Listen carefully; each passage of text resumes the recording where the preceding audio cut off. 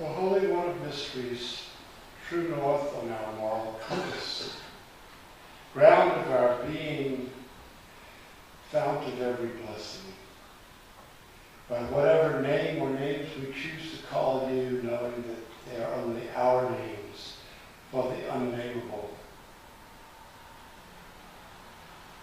We feel, many of us, as if things are coming apart, as if we don't recognize the country that we're in.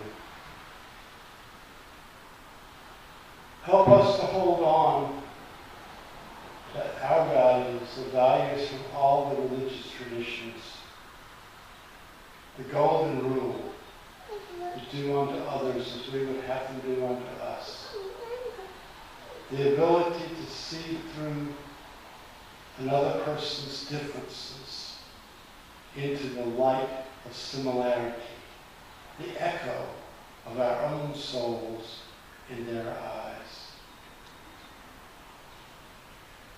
Help us not to return hate for hate, but to return love for hate.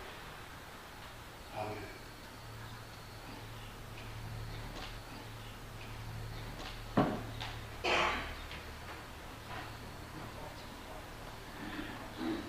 Our reading this morning is from the National Public Radio piece back in October 2014. I don't know how I missed that at the time that it came out, but it's still interesting today. The title is, Pope Says God, Not a Magician with a Magic Wand. In a move that could be aimed at healing a rift between science and religion, Pope Francis has said that evolution and the Big Bang are consistent with the notion of a creator. And according to the pontiff, believers should not view God as, quote, a magician with a magic wand, unquote. Francis made the remarks at an assembly of the Pontifical Academy of Sciences, billed as meeting to discuss, quote, evolving concepts of nature, unquote. So Francis said, when we read about creation in Genesis, we run the risk of imagining God was a magician with a magic wand able to do everything.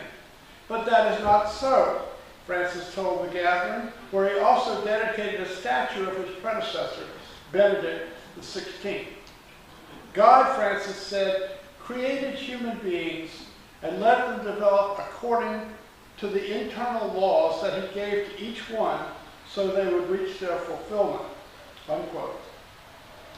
To be sure, the Catholic Church's views on the origins of the universe and life, unlike those of many Protestant sects, have for years been largely in line with the scientific consensus. The Church has long leaned toward what some describe as theistic evolution. That is, a God supernaturally created the universe and life, but allowed natural processes to work over billions of years. Here ends the reading. God, the magician? I am still in shock from the events of the last few days. The horrific killings in the Middle East, Istanbul, Baghdad, 3 cities in Saudi Arabia. Then 2 police killings of black civilians caught on videotape, and then the sniper assassination in Dallas of 5 police officers who were simply keeping order at an otherwise peaceful demonstration. In times like this, some ministers will lay aside their planned topic and concentrate on the latest events. My usual course is to try to integrate the recent events into what I was going to say anyway. And I'll follow that here, and you can tell me afterwards whether I succeed. My attention was drawn last month to the statement by Pope Francis, which I just read, in which he gave a ringing endorsement to 2 pillars of the modern scientific viewpoint, the Big Bang and the theory of evolution, and asserted that God was not some kind of magician who brought all this into being with the wave of a magic wand. Though it turns out on closer inquiry that the Pope's speech is almost 2 years old, I missed it when it came out, and it seems to me to be a very significant repositioning of the world's largest Christian denomination towards what we might call religious naturalism. I want to illustrate the importance of this with the old story of the atheist and the Loch Ness Monster. Most of you have heard me tell it, but I think it bears repeating. The atheist is fishing alone in a small boat in Loch Ness when there's suddenly a rolling of the water, and right next to his boat, the Loch Ness Monster rears its huge head. The atheist starts rowing away as fast as he can, but the monster pursues him and chomps away the back third of the boat in one bite. This propels the poor atheist into the sky, where he yells, "God help me!" Then the scene freezes, and a voice comes from the clouds. "What did you say? I thought you didn't believe in me." The atheist replies, "Give me a break! Until 10 seconds ago I didn't believe in the Loch Ness Monster." God says, "What do you want me to do?" The atheist says, "Can't you just make the monster disappear?" God says, "No, that's what people like you don't understand. I don't do magic. I can just change people's hearts." So the atheist thinks and says, "Well, make the monster a Christian then."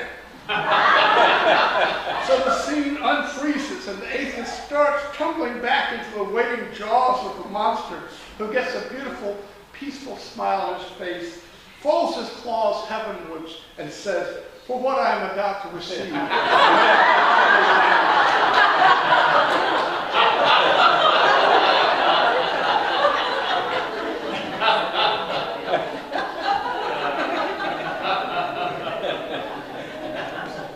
It's a nice distinction.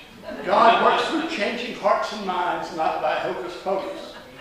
The actual history of magic and religion is not quite so clear.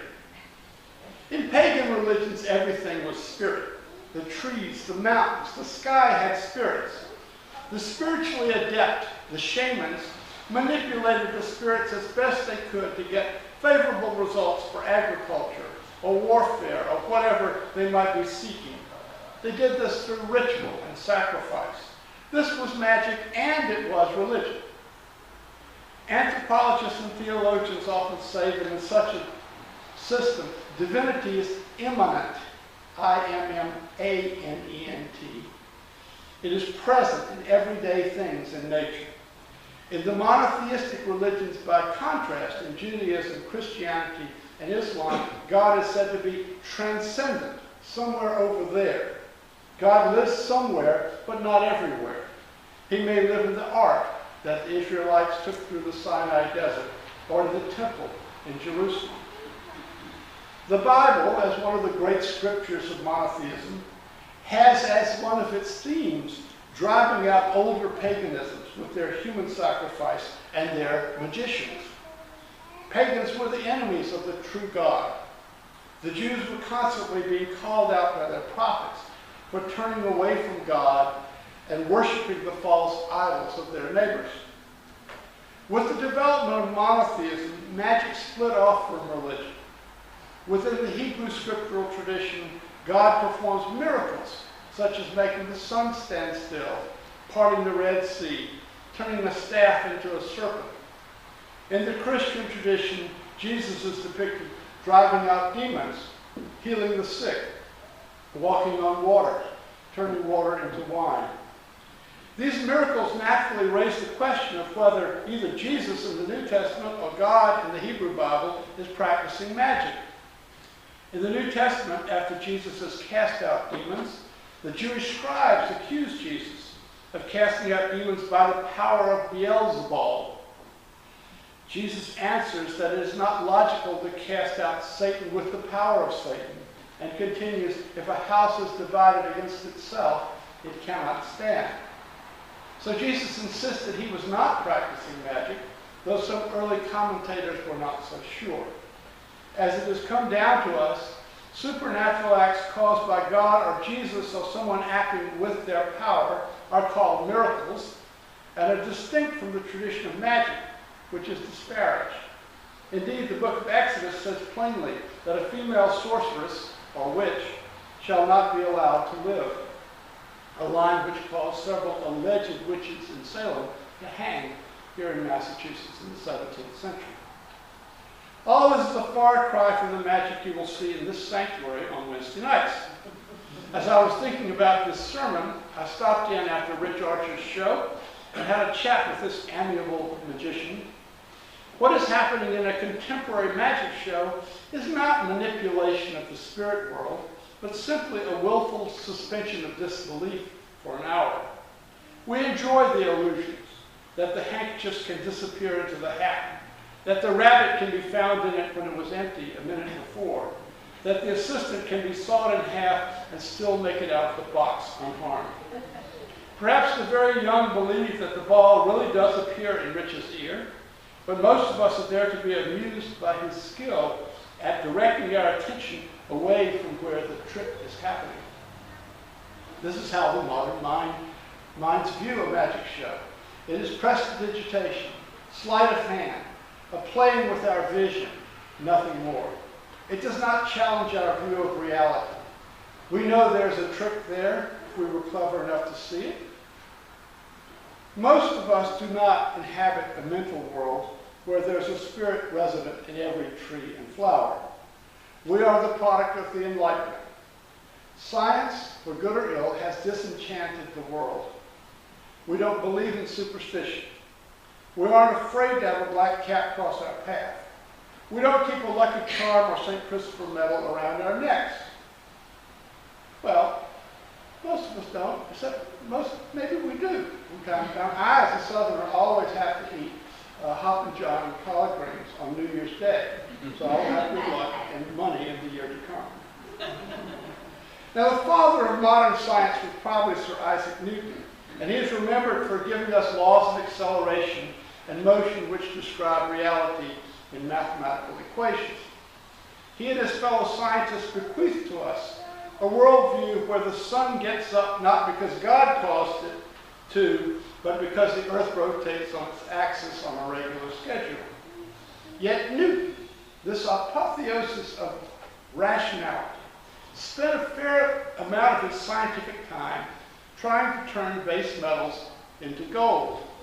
That's right, he was into alchemy. Back only 4 centuries ago, the distinction between science and what we would now call pseudoscience, between chemistry and alchemy, astrology and astronomy, magic and engineering, was not all that clear. The Unitarian side of our religious heritage grew out of Enlightenment values. The earliest generation held that the laws of nature generally applied, but the miracles recounted in the Bible were proof of the power of God and Jesus. Emerson loudly rejected this thinking. In his Divinity School address of 1838, those who come here regularly know how much I love that particular text. In his Divinity School address of 1838, God was not supernatural. God was identical with the laws of nature, though these included moral laws.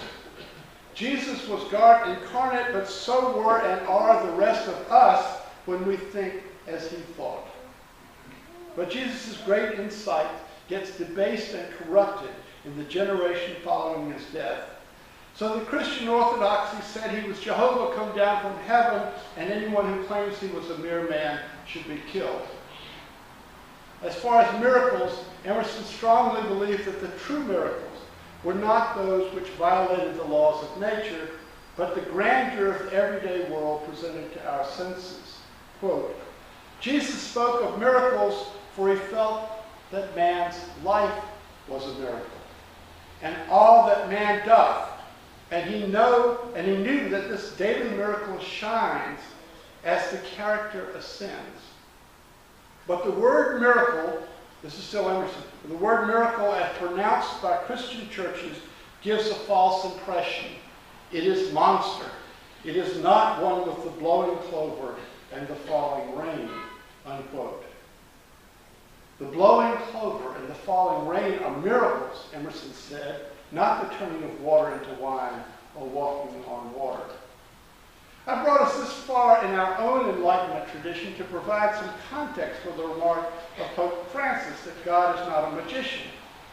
God may be the source of the laws of nature, but it is not his business to violate them by making the sun stand still or raining fire down on Sodom and Gomorrah. Pope Francis says that contrary to what you read in Genesis, God did not create the world with the wave of a wand. Instead, he, quote, created human beings and let them develop according to the internal laws that he gave to each one so they would reach their fulfillment, unquote. Well, this is very interesting, but it leaves a lot more questions unanswered than answered. The book of Genesis has two stories of creation of the world.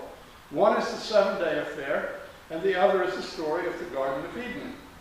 They're not consistent with one another.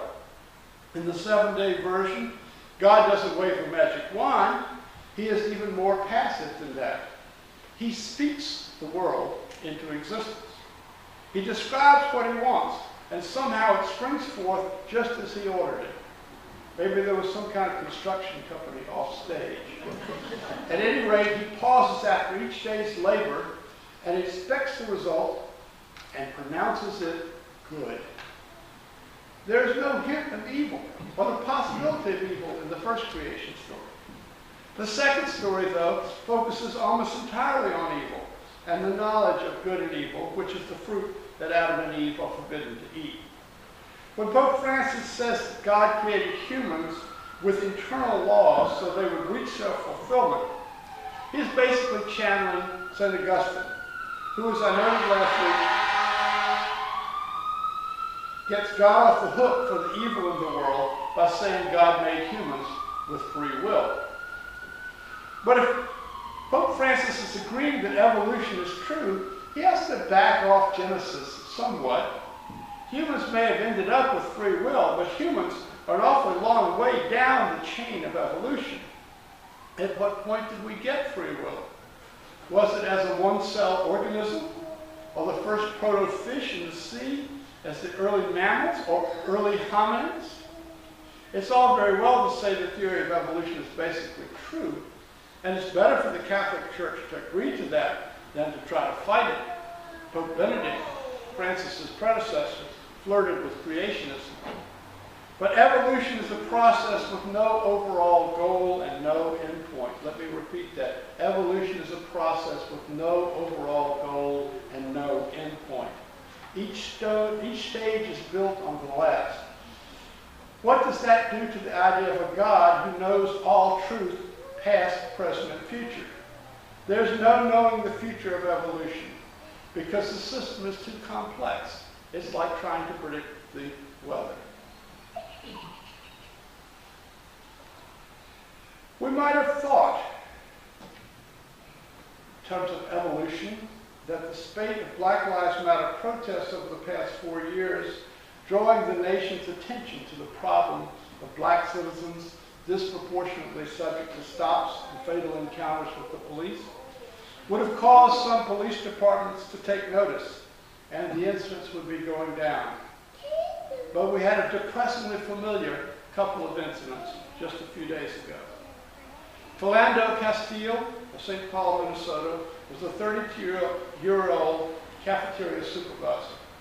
In the past few years, he had been pulled over 52 times for one minor infraction or another. He had been assessed more than $6,000 in fines, many for charges that were later dismissed. A study of racial profiling in the Twin Cities area in 2002 found that overall, officers stopped minority drivers at greater rates than whites and searched them at even greater rates, but found contraband in those searches at lower rates than whites. Castile apparently had a permit to carry a gun, which he informed the officer about as he reached for his ID. It's unclear whether he actually had a gun, but apparently the cop thought he was going for the gun and fired. Castile's girlfriend narrates a video after the fact, telling the officer that Castile was just going for his ID when the officer shot her. One doesn't know what else Castile could have done. Many liberals are now calling for the NRA to get involved. For after all, what good are permits to carry a gun if a cop can shoot you for having one? Or are permits only for white people? The Castile case had followed by less than a day the killing of Alton Sterling in Louisiana, who was selling CDs outside a grocery store. But then events took on an unexpected turn. Protests about these two deaths were held in many cities, including Dallas. The Dallas protest was peaceful until just before its scheduled end, when a sniper opened fire on police, killing 5 officers and wounding others. Police were able to corner the shooter in a parking garage, and after a long standoff, when it became clear he would continue shooting any police he could, the police decided to send in a robot with a bomb which killed the suspect. And the protests continued last night in major cities across the nation, peaceful except for the one in Minneapolis, where some demonstrators threw bottles at police. If God were a magician, could he wave a magic wand and make all this go away? Could he undo the legacy of slavery and Jim Crow and segregation and make us all see each other as his children, regardless of skin color? Could he make it safe to be black in this country? My 30-something niece lives in Atlanta and posted a message on Facebook a couple of days ago, which said she didn't recognize the country in which she had grown up. She didn't recognize the country in which she had grown up. I myself disagree. I think it's the same country. It's just more woke. We in the white part of America are waking up to the pervasive reality of racism which our black fellow citizens have had to deal with all their lives. The protests have made it impossible to ignore. There has been magic going on, but there's no more manipulation of supernatural forces than what goes on here on Wednesday night. It is a sleight of hand. It is white people convincing themselves they live in a country which is fair and just, while the lived experience of people of color is completely different. We're constantly distracting our attention from truths we don't want to face. One of these truths is that we are a nation armed to the teeth. Most countries don't have the problem of police shooting civilians because in most countries the police force is not armed. It's armed in America because the citizens are armed in America. Another truth, a deeper truth, is that we are all the same under the skin. We can grieve the loss of 5 officers in Dallas. At the same time, we grieve the black victims of police violence. Human lives have been lost. They're human lives. They're people that didn't come home to their wives and families. That's the important thing.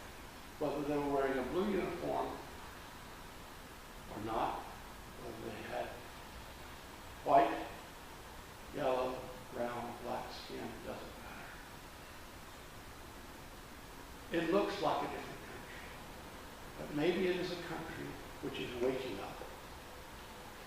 Waking up is painful, folks.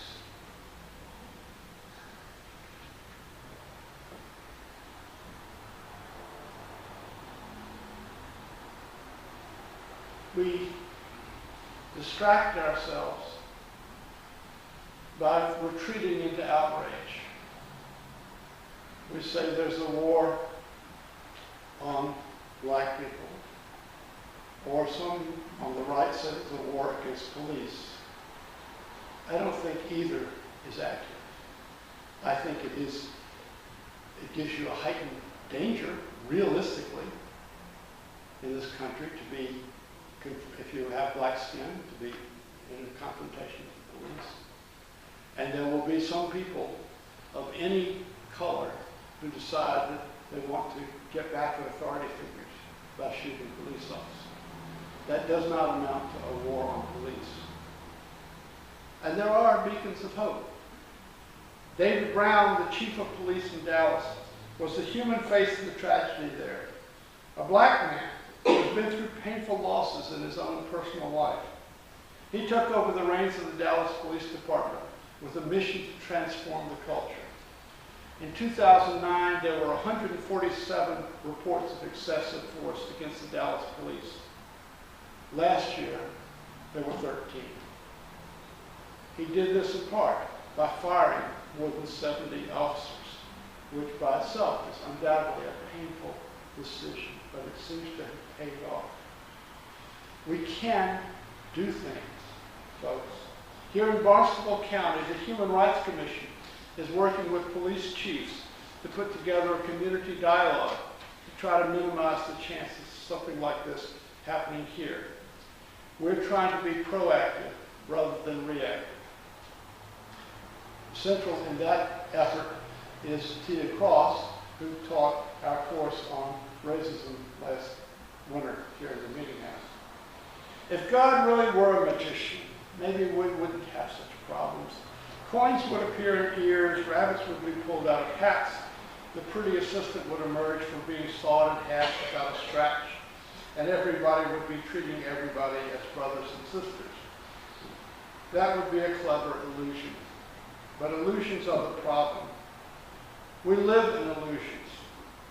If there is a God, I think he or she is trying to get us to wake up, to see the lives that our brothers and sisters have to lead, and to bend that arc of the universe toward justice.